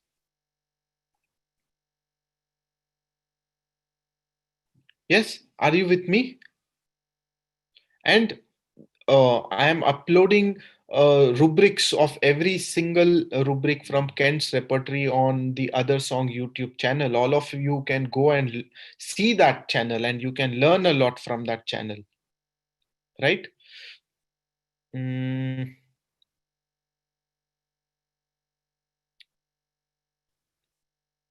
okay, you now. Did you get the difference between abrupt and impulsive? Abrupt is he just ended the conversation, ruptured it, broke it. Hmm? While impulsive is he got the emotion. I said, I am angry and I don't want to talk anymore. And I out of that anger, I I walked out of the conversation. Yes, did you understand the difference?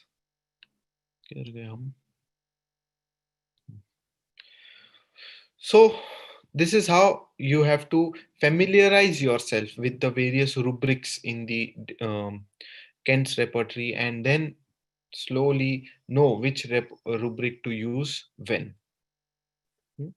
So let me tell you another case. Okay. Hmm. Let me tell you another case, right? This is a case of, again, of cancer. Am I there or am I not there? Okay. Are you able to see my screen? No, huh? I thought something has changed over here. Okay, now you can all see my screen. Now you can, right?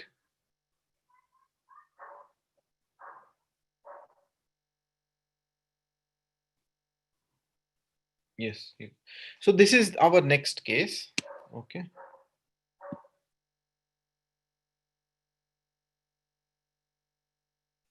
Potency in the Naja case, the potency that I gave was Naja 1M I gave. Okay. Okay. Let's move on to the next case. Now, this is again a case of colon cancer. Hmm? And what is interesting here is this, that this patient tells me that mm, uh, he was very weak. I actually had to visit him at the hospital while he was admitted. He was there in the hospital and very weak, and he was just lying down there. And I asked him, what is your main complaint? He says, at present, my main complaint is I have bitter taste in my mouth. And while describing that bitter taste, he had bitter taste. Oh, there was a lot of energy when he talked about bit. I can't tolerate bitter. It's very bitter. I said, and all this started or increase after I took the tuberculosis medicine. Though, so the history of this case is like this: that he had very low hemoglobin, and nobody was able to understand why he is having low hemoglobin initially before he was diagnosed of the cancer. And they kept investigation, they could not find anything. So they said maybe you have tuberculosis because there is low HB, you are losing weight, you are having fever, you are feeling very weak, most probably you have tuberculosis. So they put him on anti-tubercular medicines. They put him on anti-tubercular medicine, and after that he says I became even more weak, and the bitter taste became very bad. And because of that, the moment I wake up from my sleep, I have this bad taste in my mouth, and I'm not able to eat anything because of that. And then even more weight loss I have.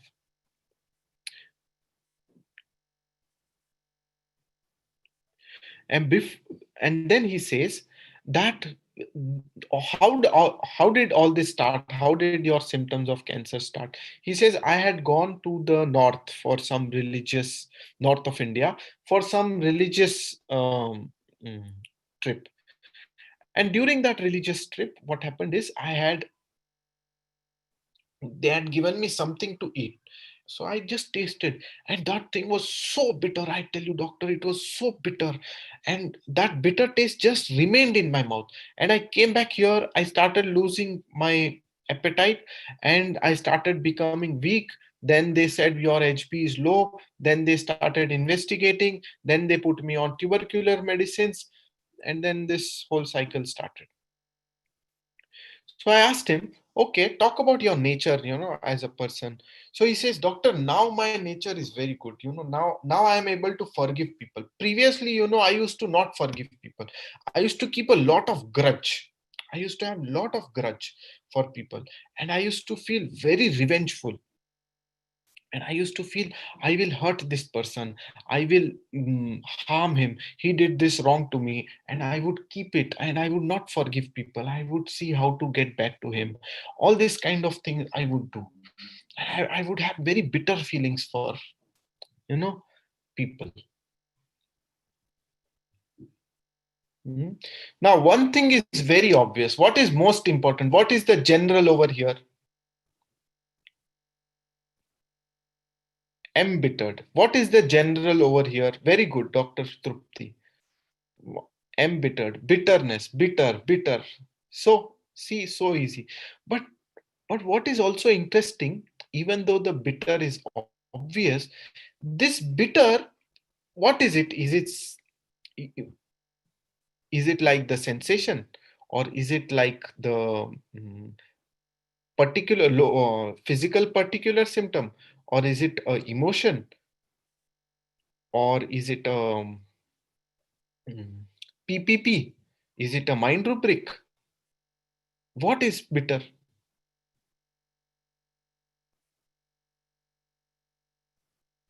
Very good answer. It is just the general. We may put whatever word. Like I told you, sometimes it happens that you find the sensation. Dr. Sankaran found out the sensation and he called the general the sensation. He gave another way of looking at the general. This is another way. Very rare that we see a taste getting generalized. You see, what is getting generalized in this case? The taste got generalized. The bitter taste. That is the purpose of presenting this case, that anything can get generalized, not only sensation, not only emotion, not only some pathology. Anything can be generalized. Maybe a modality will be the general of the whole case. You will see the whole same modality in the physicals, you will see the same modality in the mind also. Maybe you will see the same concomitant in every in the physical and mental. Anything that gets generalized needs to be noted. Not any method, forget all method. The whole approach is what is general. This is the message of the lecture today. What is general? No one method, all methods, whatever method is needed will be used based on the patient, individualistic to the patient. Every patient is different. some patient sensation, some patient rubric. Last case we saw from rubric it got solved. Some case sensation it will get solved. Some case modality it will get solved. Some case physical particular. I will tell you one case of a one case I saw is of fungal infection in the buttocks, and his symptom was this, that when I sit, when I sit for studying for 3 hours, 4 hours, then for 3 4 hours I have no itching in my um, that area. But after 3 4 hours, what happens? I have this this feeling that I am sitting. Suppose this is my buttock. This is the seat, and after 3 4 hours you start to move, no, that now bus. So I feel that my buttock and the chair is rubbing, and this friction, no, of my buttock and this creates the itching, and then the itching starts, and then I feel like something is pricking there, and then the whole itching begins. And and and then I feel the hairs are standing up, like when you feel cold, you feel chilly, like when you I'll come to this case later on. When you feel cold, you feel chilly, and then the hair stands up like that. The whole hair stands up in that area with the friction, and then the itching begins. I said, what is the mental symptoms you have? He says, I have anticipatory anxiety for exam. If I have to go to exam, then I have loose motions. Then I feel anxiety. I said, what else? Then he feels at that time, no, one more symptom I have is like this hair stands up. I said, what is this hair stands up? It is like, maybe my cloth got stuck somewhere. My cloth got stuck and the hair got pulled. And then I'm feeling that friction. And that friction causes symptoms. You see, in this case, the friction that we see in the skin and in the mind, this is important. Friction. The remedy has to have friction causing itching, and then there is itching on the skin. The location is the itching. The pathological general is whether it is the chief complaint or whether it is the mind. The complaint seems to manifest on the skin, causing friction, causing itching. So friction causing itching. The remedy he received was oleander. Maybe I have the repertorization. I'll just show you the repertorization. Repertory.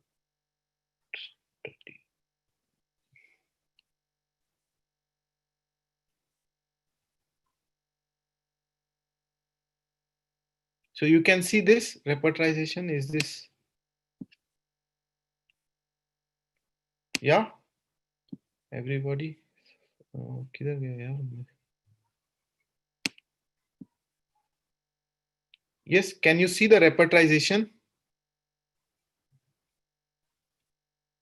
Yes, okay. So yeah, I think I missed this numbness, insensibility feeling, and friction or undressing aggravates.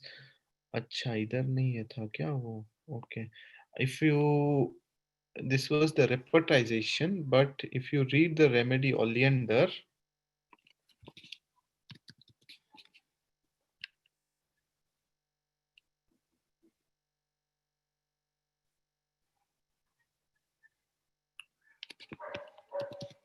Porik.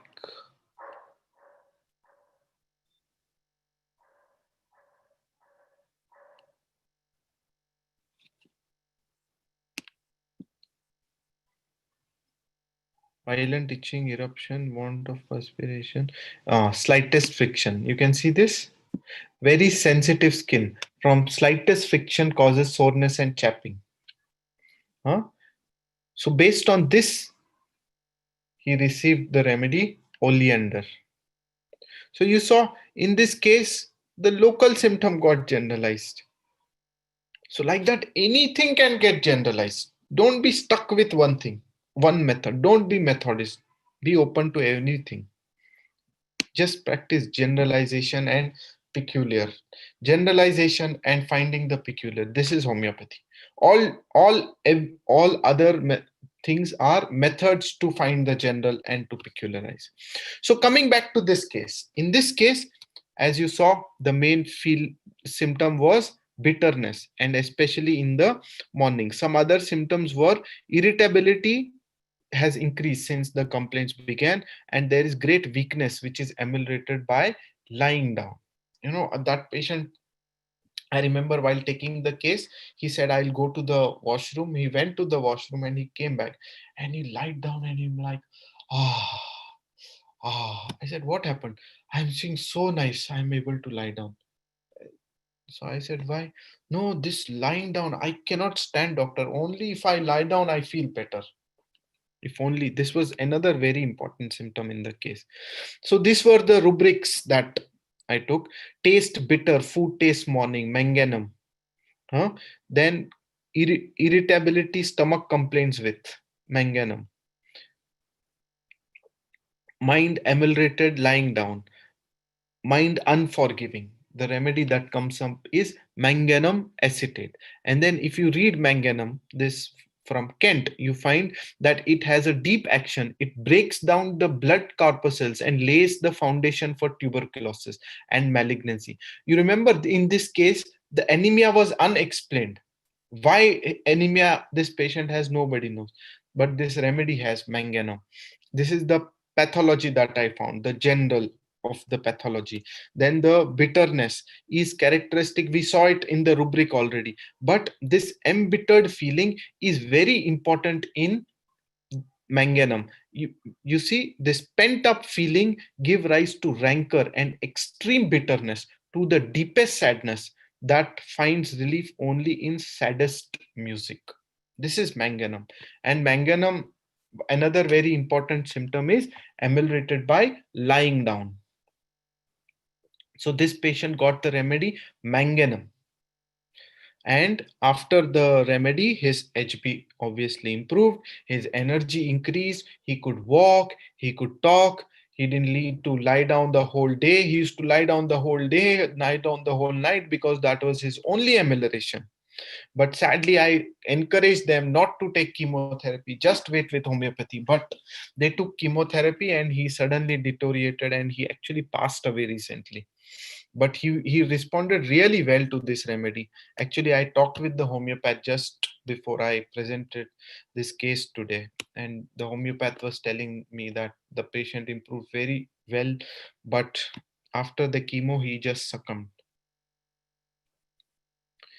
right? So that is what I wanted to share with all of you today, that, you know, to convert rubrics, we have to first know that we have to generalize and choose the general. Based on that, we have to pick up the rubrics. We should use different methods, but more importantly, develop our own method to practice very good quality homeopathy. Anything can get generalized. It may be anything, right? And like Swami Vivekananda says, both matter and mind are really nothing but forces. If you analyze them far enough, you will find that at the root they are one. You may call mind refined matter or the body concretized mind. Like we saw in the last case, the bitterness was in the physical as well as in mental level. The sensation is in the physical as well as in mental level. The essence is in the physical as well as in mental level. So this just gets generalized and it encompasses the body and mind. That is the ultimate that we should always strive for every single case. We may not be able to do it every single case, but the attempt always has to be to find that thing. So with that message, I would like to have shared more cases, but I felt the learning was very important. I feel if this learning is clear, then we can practice and do more and more cases. And we will be putting more cases like guess the remedy. We have started in the Telegram group. Please respond to them. Please do use those cases as exercises to increase your knowledge, your All this comes from practice. You have to keep practicing, practicing, practicing, so that you are able to see the general, so that you are able to have the knowledge to see the general, and knowledge to find the rubrics, knowledge to find the materia medica reference. So knowledge is one aspect, and developing the skill is another aspect. So thanks for listening. I hope you learned something today. Thank you. That is the end of my talk today. If there are any questions, I'd like to take. Otherwise, that's the end for today.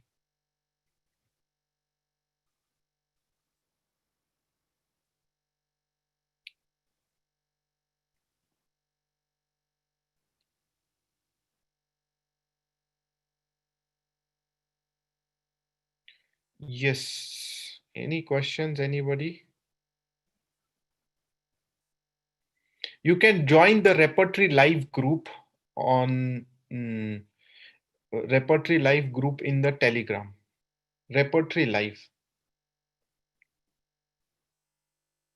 Okay. I think there are no more questions. I think how to convert the symptoms to rubric. This is like start your lecture from the beginning. I tried to explain whatever I could. Mm, okay, Dr. Mamta has sent a link of the group, a Repertory Live group. If you want, you can just click on it and join that group.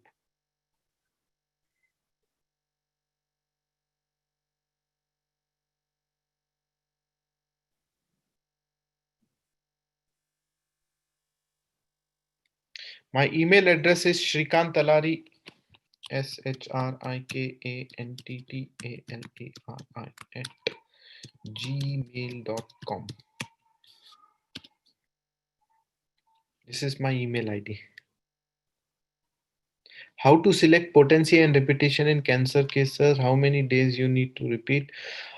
I think it depends on case to case. Potency, we should talk about it based on cases.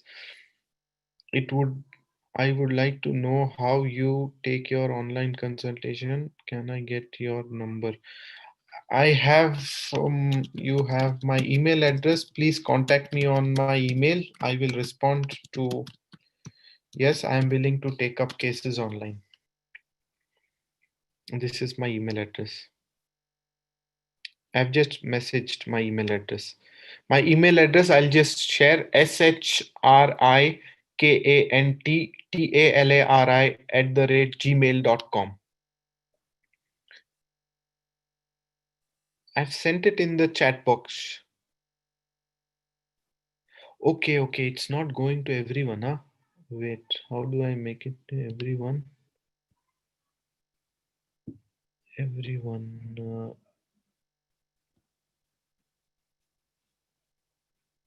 Yeah, Dr. Mamta, can you please type my email address? Somehow I'm not able to send my email address to everyone. SHRIKANTTALARI @gmail.com. Yes, I could share. Thank you. Okay, now I am able to. I will also share.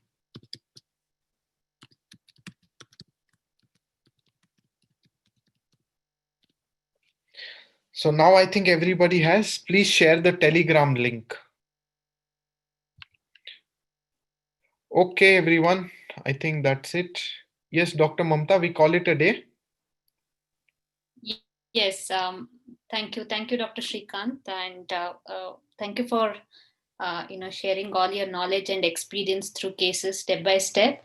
A very learning experience for everybody today. Thank you so much. And before we call it for day, I have a couple of announcements. One is about the what's a Telegram group which we have, the Telegram channel. Please join there. So I have posted the link here. I'm reposting the link here. One second.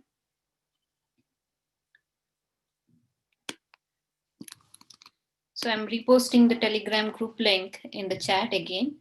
So everyone can join through that. And people who are watching on the YouTube, they can click on the description of the video, and there you can find the Telegram channel link. And so for all homeopathic friends and students, we have a discount offer on Hope lectures till 1st Jan to 2021. So you can find many lectures on Repertory on Hope portal, especially Repertory series, where all the stalwarts of homeopathy like Dr. Shankaran, Dr. Sujit, Dr. Ashok Borkar, and many young doctors have shared their experiences and on in this popular Repertory series, video series. So you can avail the discount offer and learn more about Repertory there too. And also, one of the popular lectures on Repertory by Dr. Rajan Shankaran, Repertory Learn Desire too, even that is available on Hope portal for the under this discount offer. You can avail this during this time before 1st of January. So you can visit our website hope.synergyhomeopathic.com. I'll leave the website details here. So for 30 seconds, you can just make a note and you can go to the categories and repertory section. There you will find repertory lectures by Dr. Sankaran, repertory series. All these are available. So you can go and purchase there.